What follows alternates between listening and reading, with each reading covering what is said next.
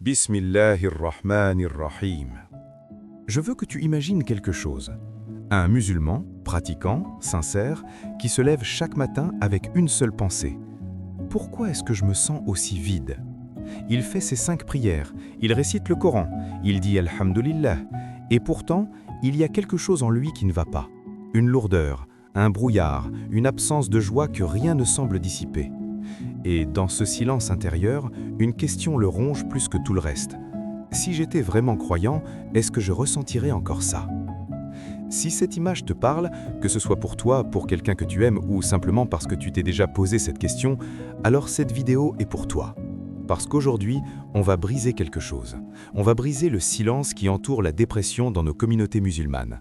Ce silence qui fait trop de mal, ce silence qui pousse des croyants à souffrir seuls, convaincus que leur douleur est une honte, une faiblesse ou pire, une punition divine. Un chiffre qui interpelle. Selon l'Organisation mondiale de la santé, plus de 280 millions de personnes dans le monde souffrent de dépression. Et pourtant, dans de nombreuses communautés musulmanes, le sujet reste tabou, souvent remplacé par un « fais plus de doigts » ou un « lis plus de Coran », qui, aussi sincère soit-il, passe à côté de la profondeur réelle de la souffrance. Mais voici ce que peu de gens savent. Le Coran parle de la dépression. Pas avec ce mot peut-être, mais avec une précision, une profondeur et une tendresse qui dépassent de loin tout ce que la psychologie moderne a mis des siècles à formuler. Les prophètes ont vécu des états que nous appellerions aujourd'hui dépression sévère, et Allah, dans sa sagesse, a choisi de les immortaliser dans son livre, non pas pour nous montrer leur faiblesse, mais pour nous dire « cette souffrance-là, je la connais, je la vois, et je t'accompagne dedans ». وَلَا تَهِنُوا وَلَا تَحْزَنُوا وَأَنْتُمُ الْأَعْلَوْنَ إِن كُنْتُم مُؤْمِنِينَ. Ne vous découragez pas et ne vous attristez pas, alors que vous êtes les plus élevés si vous êtes vraiment croyants. Sourate Al-Imran, verset 139. Remarque ce que dit ce verset. Allah ne dit pas « ne soyez jamais triste, c'est interdit ». Il dit « ne vous laissez pas abattre par la tristesse ». Nuance capitale. La tristesse est reconnue, elle est réelle. Ce que le Coran refuse, ce n'est pas l'émotion, c'est la capitulation devant elle. Et cette distinction, comme on va le voir, est au cœur de tout ce que la psychologie moderne a mis des siècles à formuler. Dans cette vidéo, on va traverser 4 chapitres essentiels. D'abord, on va comprendre ce qu'est vraiment la dépression et pourquoi la confondre avec un manque de foi est une erreur grave et dangereuse. Ensuite, on va explorer comment le Coran décrit les états dépressifs à travers les histoires des prophètes avec une précision qui coupe le souffle.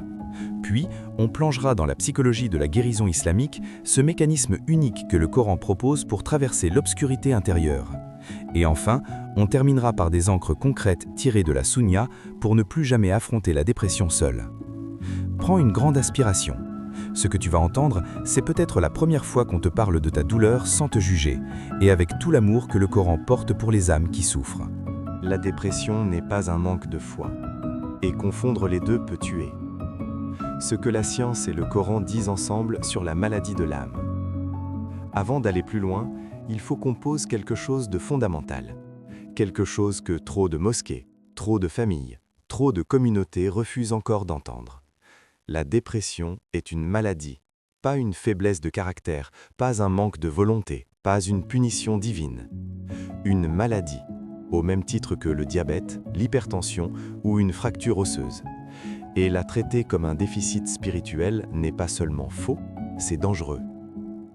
Comprenons d'abord ce qu'est réellement la dépression. Cliniquement, la dépression majeure se caractérise par une tristesse persistante, une perte d'intérêt pour les activités autrefois appréciées, des troubles du sommeil, de la fatigue profonde, des difficultés de concentration et, dans les cas sévères, des pensées suicidaires. Ces symptômes durent au minimum 2 semaines et perturbent le fonctionnement quotidien. Ce n'est pas avoir une mauvaise journée, ce n'est pas être sensible. C'est un dérèglement neurochimique réel, mesurable, documenté, impliquant la sérotonine, la dopamine et le cortisol, entre autres. Ce que dit la neurologie. Les IRM cérébrales de personnes souffrant de dépression sévère montrent une réduction visible du volume de l'hippocampe, la région du cerveau liée à la mémoire et à la régulation émotionnelle. Le cerveau dépressif est littéralement un cerveau dont la chimie a changé. Dire à quelqu'un qui souffre de dépression de juste faire plus de dua sans accompagnement médical, c'est comme dire à un diabétique de juste prier sans insuline. La foi est essentielle, mais elle ne remplace pas le soin. Et pourtant, dans nos communautés, ce discours persiste. Tu es déprimé parce que tu t'es éloigné d'Allah. Si tu priais vraiment, tu n'aurais pas ces pensées. C'est le diable qui te fait penser ainsi. Ces phrases, aussi bien intentionnées soient-elles, font des dégâts considérables. Elles ajoutent une couche de honte et de culpabilité à une personne qui souffre déjà. Elles l'isolent davantage, et elles l'éloignent précisément du soin dont elle a besoin. Le danger réel. Des études menées auprès de communautés musulmanes en Europe et en Amérique du Nord montrent que la stigmatisation de la santé mentale dans ces communautés retarde en moyenne de 5 à 10 ans la demande d'aide professionnelle. Ce délai peut être fatal. La dépression non traitée est l'une des principales causes de suicide dans le monde. Le silence tue. Mais voici ce qui est remarquable. Le Coran lui-même ne commet jamais cette erreur. Jamais Allah ne présente la tristesse profonde de ses prophètes comme un manque de foi. Au contraire, il la valide, il l'accompagne. Il y répond avec une tendresse déconcertante. قال إنما أشكو بثي وحزني إلى الله. Il dit, je ne me plains de ma détresse et de ma tristesse qu'à Allah. Sourate Yusuf, verset 86, parole du prophète Yarkoub. Yarkoub, le prophète Jacob, a perdu son fils Youssouf. Il a pleuré pendant des années, au point de perdre la vue à cause de ses larmes. Le Coran décrit son état avec le mot huzn, tristesse profonde, et avec bath, détresse intérieure qu'on ne peut même plus contenir. Ce sont des termes forts, cliniquement proches de ce que nous appellerions aujourd'hui un épisode dépressif majeur lié au deuil. Et pourtant, Yarkoub est un prophète, un homme parmi les plus proches d'Allah. Sa souffrance n'est pas présentée comme un échec. Elle est immortalisée dans le livre d'Allah, comme une réalité humaine digne de respect. Le prophète Younous, lui, a vécu ce que les psychologues pourraient qualifier d'incroupement psychologique. Isolement volontaire, sentiment d'échec, repli total sur soi au fond de l'obscurité. Et c'est dans cet état qu'il a crié vers Allah, pas d'issue de la force, d'issue de la profondeur de sa détresse. Et Allah l'a entendu. فنادى في الظلمات أن لا إله إلا أنت سبحانك إني كنت من الظالمين. Il cria dans les ténèbres, il n'y a de Dieu que toi, gloire à toi, j'ai vraiment été du nombre des injustes. Sourate Al-Anbiya, verset 87. Ce verset est une leçon d'une profondeur infinie. Younous ne crie pas depuis la lumière, il crie depuis les ténèbres. 3 couches d'obscurité selon les commentateurs.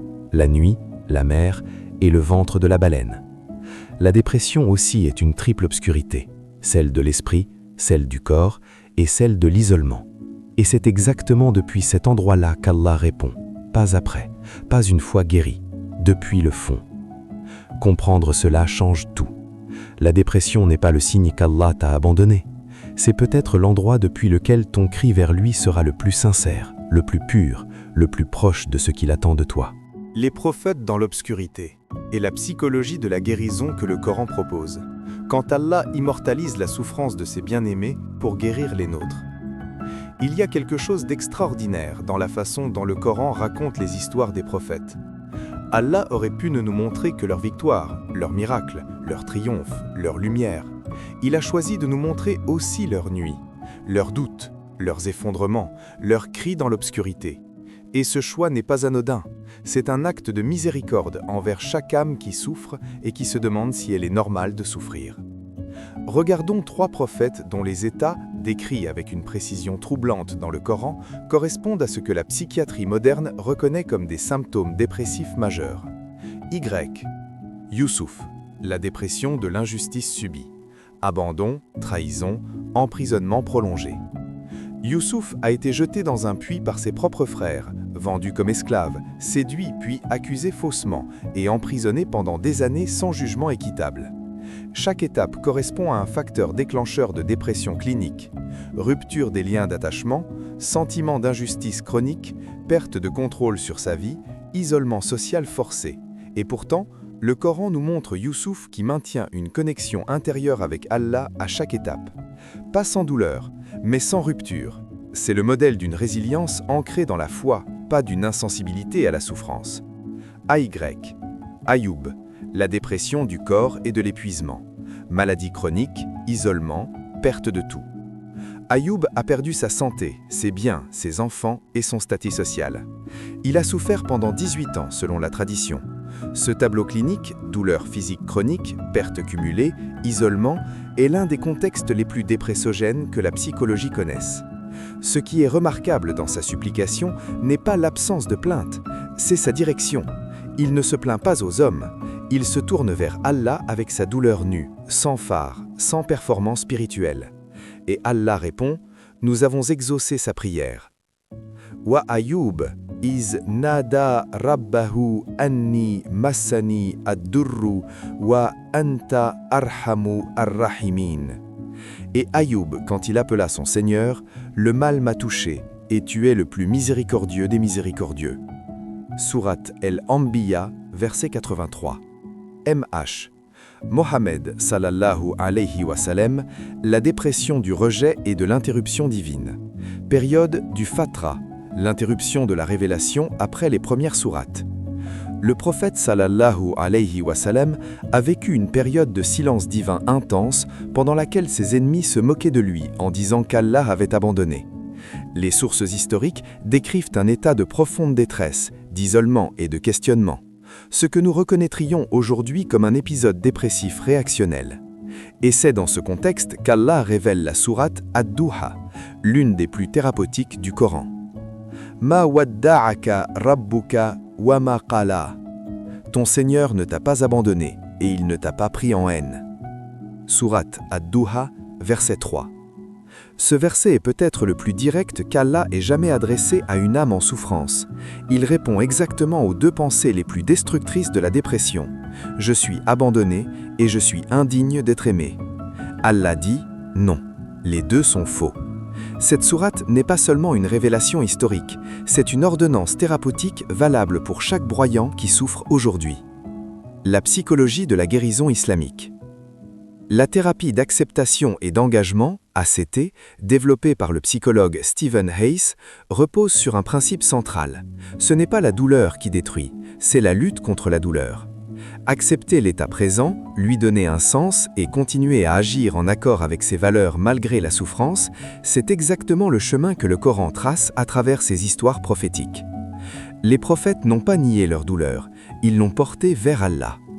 Et c'est ce mouvement, tourner sa souffrance vers Dieu plutôt que de la fuir, qui constitue le cœur de la guérison islamique. Le Coran propose ainsi une psychologie de la guérison qui repose sur 3 mouvements. Reconnaître la douleur sans schème, la porter vers Allah sans filtre et recevoir sa réponse. Non pas toujours comme une disparition immédiate de la souffrance, mais comme une présence divine au cœur même de l'obscurité. C'est une guérison qui ne commence pas après la tempête, elle commence pendant. Traverser l'obscurité. Les outils que la Sunna nous a laissés. Des encres concrètes pour l'âme qui souffre, tirées du cœur de l'islam. On a compris ce qu'est la dépression. On a compris qu'elle n'est pas un manque de foi. On a vu comment les prophètes l'ont traversée, avec une dignité qui nous enseigne encore aujourd'hui.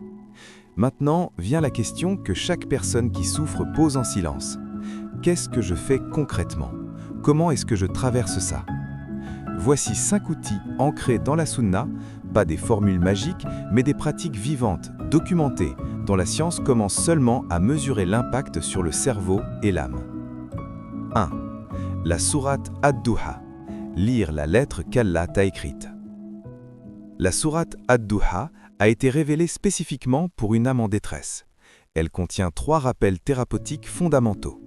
Tu n'es pas abandonné, ton avenir sera meilleur que ton présent, et souviens-toi de ce qu'Allah a déjà fait pour toi. Les thérapeutes cognitivo-comportementaux appellent ce dernier point « activation des souvenirs positifs », une technique prouvée pour briser le cycle des pensées dépressives. Lis cette sourate chaque matin, lentement, comme si Allah te la lisait directement, parce que c'est exactement ce qu'il fait. 2. La doua d'Ayoub. Parler à Allah sans filtre. La supplication d'Ayoub est la plus courte et la plus puissante du Coran. Le mal m'a touché et tu es le plus miséricordieux des miséricordieux. Pas de longue formule, pas de performance spirituelle. juste la vérité nue de sa souffrance adressée à Allah. La psychologie du trauma enseigne que nommer sa douleur, la verbaliser, réduit significativement son intensité neurologique. Le cerveau traite différemment ce qui est exprimé versus ce qui est refoulé. Parle à Allah comme Ayoub lui a parlé, sans masque, sans honte, avec ta douleur entière. 3. Le mouvement du corps, la sunna de l'action physique. Le prophète, sallallahu alayhi wa sallam, marchait, beaucoup. Il encourageait le travail manuel, le sport, l'activité physique. Ce n'est pas un détail anodin. Les neurosciences ont établi que l'exercice physique régulier augmente la production de sérotonine et de dopamine, les mêmes neurotransmetteurs ciblés par les antidépresseurs. Dans la dépression, le corps veut s'arrêter. La sunna dit « bouge », même peu, même lentement. Une marche de 20 minutes après la prière du Fajr peut littéralement reconfigurer la chimie de ton cerveau sur plusieurs heures. Ce n'est pas de la volonté, c'est de la biologie. 4. Le service aux autres, la sunna de la générosité comme guérison. La dépression referme le monde sur soi. Elle rétrécit le champ de vision jusqu'à ce que tu ne vois plus que ta propre douleur. Le prophète, sallallahu alayhi wa sallam, a dit « Celui qui soulage une détresse de ce monde à son frère, Allah lui soulage une détresse du jour du jugement. » Mais au-delà de la récompense spirituelle, la psychologie positive a démontré que les actes de générosité, aider, donner, servir, activent le circuit de la récompense dans le cerveau et réduisent les symptômes dépressifs de façon mesurable. Faire du bien te sort de toi-même, et parfois c'est exactement ce dont l'âme a besoin. 5. Chercher de l'aide, la sunna du médecin. Le prophète, sallallahu alayhi wa sallam, a dit « Allah n'a pas créé de maladie sans créer son remède ». Cette parole inclut la dépression. Consulter un médecin, un psychologue ou un psychiatre n'est pas un aveu de faiblesse spirituelle, c'est suivre la sunna du soin. La foi et le traitement médical ne sont pas opposés, ils sont complémentaires. Si tu souffres de dépression, cherche de l'aide professionnelle. C'est un acte islamique. Prenez soin de vos corps, car Allah n'aime pas qu'on néglige les dons qu'il nous a accordés. Hadith rapporté par Al-Bayhaqi. Ala bi dhikrillahi tatma'innul qulub. C'est par l'évocation d'Allah que les cœurs trouvent la quiétude. Sourate Al-Ra'd, verset 28. Si tu as regardé cette vidéo jusqu'ici, je veux que tu saches quelque chose. Le fait que tu cherches à comprendre, à guérir, à traverser, c'est déjà un acte de courage immense. La dépression te dit que rien ne changera jamais. Le Coran te dit le contraire. Après la difficulté vient la facilité. Pas metbeh, certainement. C'est une promesse divine. Tu n'es pas cassé, tu n'es pas puni, tu n'es pas abandonné. Tu es une âme humaine qui traverse une nuit difficile. Et comme Younous dans les ténèbres, comme Ayoub dans la maladie, comme Mohammed sallallahu alayhi wa sallam dans le silence, ton cri vers Allah dans ce moment précis est peut-être le plus sincère que tu aies jamais poussé, et il l'entend. Si cette vidéo t'a touché ou touche quelqu'un que tu connais, partage-la, c'est une sadaka. Abonne-toi pour continuer ce voyage entre islam et psychologie chaque semaine. Et la prochaine fois, on parlera du pouvoir de l'intention sur ton cerveau, la niyya vue par la neuroscience. Qu'Allah vous accorde la guérison, la paix et la lumière après chaque obscurité. Assalamu alaikum wa rahmatullahi wa barakatuh.